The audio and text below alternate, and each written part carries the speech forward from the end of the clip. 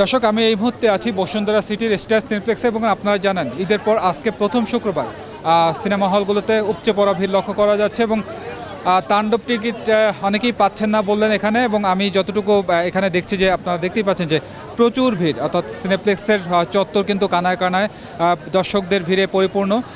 সিনেপ্লেক্সের ticket কাউন্টারে গিয়ে যতটুকু জানলাম তারা বলছেন যে আজকের টিকিট তো অলরেডি সোল্ড আউট এবং আগামী 2 দিনের টিকিটও পাওয়া যাচ্ছে না।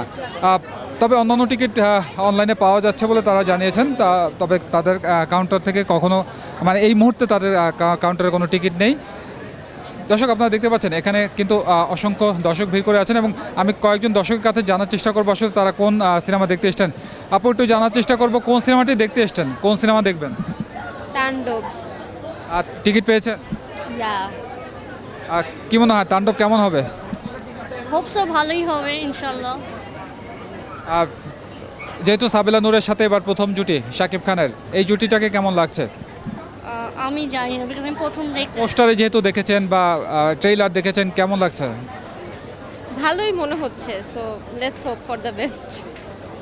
দর্শক, এখানে দেখতে পাচ্ছেন কিন্তু টিকিট কাউন্টারে অসংখ্য দর্শক ভিড় করে আছেন। এখানে আমি একজনের কাছে একটু জানার চেষ্টা করব কোন সিনেমা দেখতে এসছেন? কি ইনসা? আচ্ছা, ইনসাফের আসলে শরীফুর রাজ এবং তাসনিয়া ফারিন, অনেকেই বলছেন দারুণ জুটি। আপনাদের কাছে এই জুটিটাকে কেমন লাগে?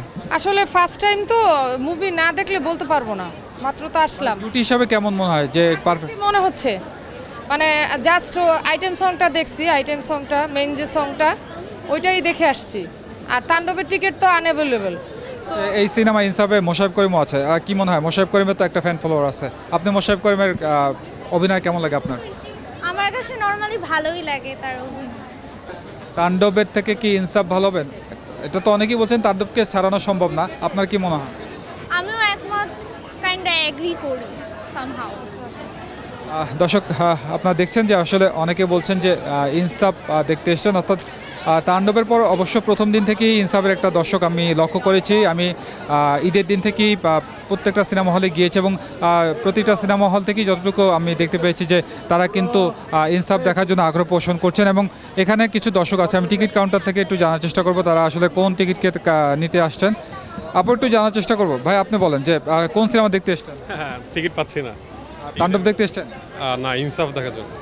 ইনসাফও পাওয়া যাচ্ছে না? না, কোনোটাই অ্যাভেলেবেল নেই, কোনো সিনেমার টিকিট নেই? কোনোটাই পাচ্ছি না।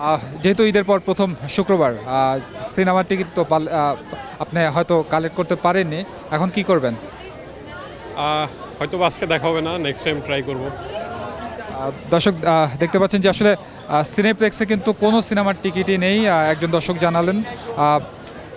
পুরো সিনেপ্লেক্স জুড়ে কিন্তু ব্যাপক ভিড় এবং আমি কিছুক্ষণ আগে ভিতরেও ছিলাম, এখানে অসংখ্য শিল্পী এসেছেন, বিভিন্ন সিনেমার শিল্পীরা এখানে জড়ো হয়েছেন, সাংবাদিক আছেন এবং দর্শক, সব কিছু মিলিয়ে আনন্দের এক মিলন মেলায় পরিণত হয়েছে পুরো সিনেপ্লেক্স চত্বর।